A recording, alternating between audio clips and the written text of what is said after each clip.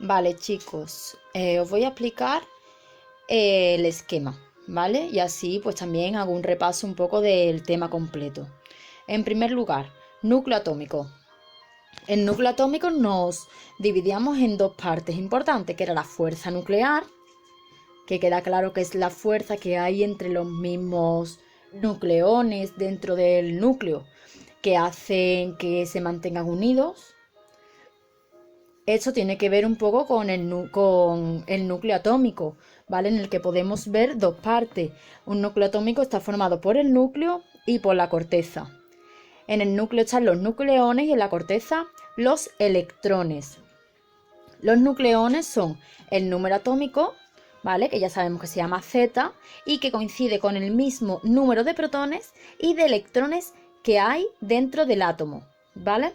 Por último, el número másico, sabemos que se denomina como A, es la suma de protones y neutrones.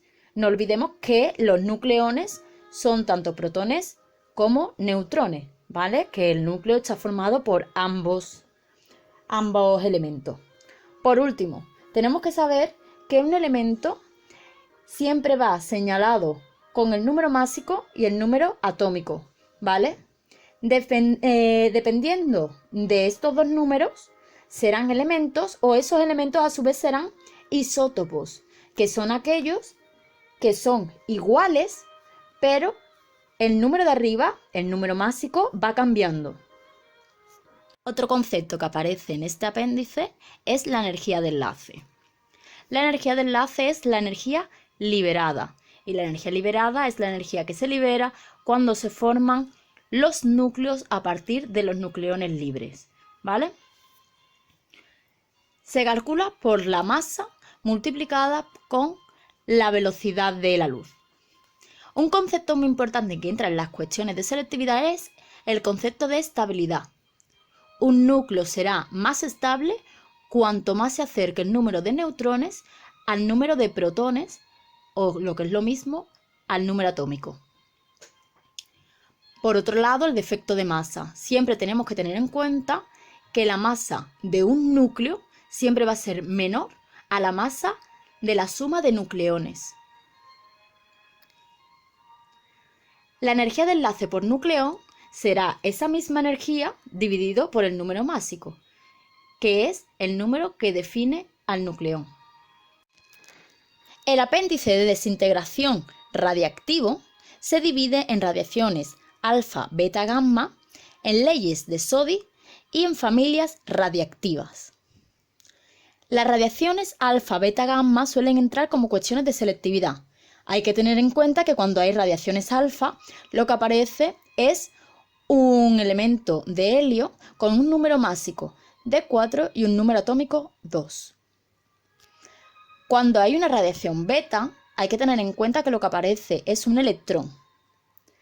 Y si hay gamma, en ese caso lo único que aparece es energía. No olvidemos que cuando hay radiaciones alfa y beta, hay radiaciones de partículas, mientras que cuando hay radiaciones gamma, es radiación de luz. Por ello, solamente se radia energía. Por otro lado, tenemos que tener en cuenta las propiedades, ya que en algún momento se nos puede pedir para razonarlas dentro de alguna cuestión. Los números de nucleones se conservan, la carga se conserva y la masa, energía y movimiento se conservan. A eso se le llamaría el principio de conservación. Por otro lado, en las leyes de Soddy sería cómo funcionan en forma de ecuación, de radiación, las desintegraciones. Esto ya lo hemos estado trabajando y hay un vídeo que lo explica.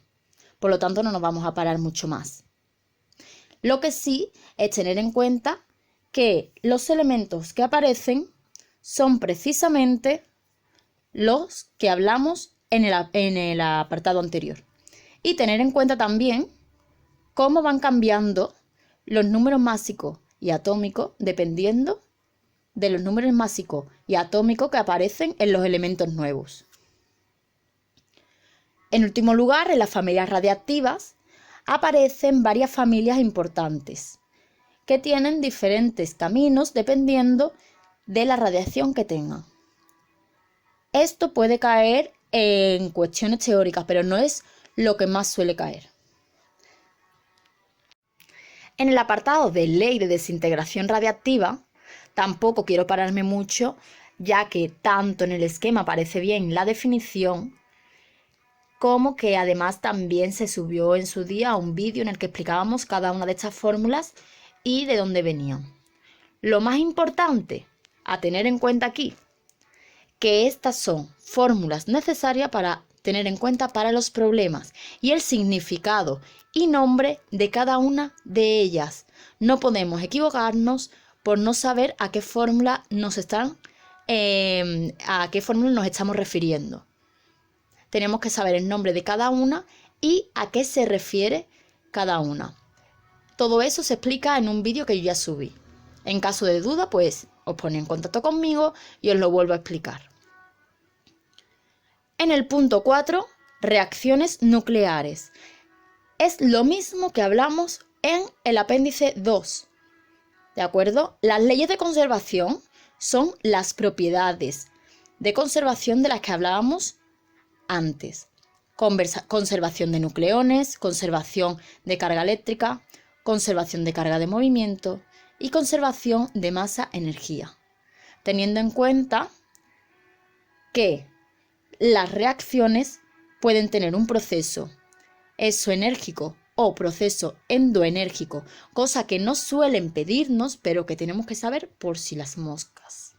Todo dependerá del defecto de masa. La energía de enlace siempre va a estar muy ligado al defecto de masa. Es lo mismo, solamente que están en diferentes unidades.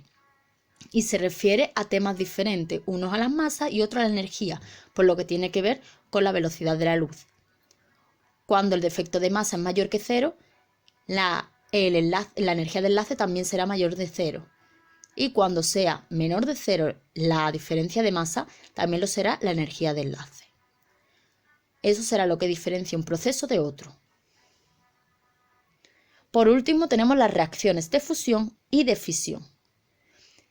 En problemas será exactamente lo mismo que las reacciones nucleares, solamente que en fusión lo que ocurre es que varios núcleos se combinan, por lo que en el lado izquierdo de la reacción tendremos varios elementos y en el lado derecho de la reacción o de la igualdad tendremos solo uno, porque se están fusionando. Varios elementos se convierten en uno solo. Mientras que las reacciones de fisión será al contrario. Serán como las que estamos haciendo normalmente, en las que en el lado izquierdo de la igualdad o de la reacción nos encontramos un solo elemento que se divide en varios elementos. Es decir, que al lado derecho de la igualdad tendremos varios elementos, no solo uno. También nos pueden preguntar las reacciones de fusión y de fisión, tal y como lo acabo de explicar, en cuestiones teóricas. En general, de todo este esquema, lo más importante será reacciones de fusión y de fisión en cuestiones, la ley de desintegración radiactiva con toda su formulación en problemas,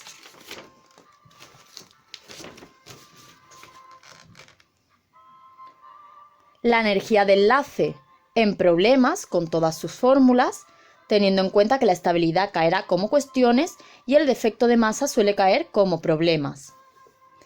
La energía de enlace por nucleón suele ser menos común. Y por último, radiaciones alfa, beta y gamma en cuestiones en las que ya hemos hecho algunas que nos piden que las expliquemos, y las leyes de Soddy en problemas, teniendo que hacer las reacciones nucleares que también definimos en el punto 4.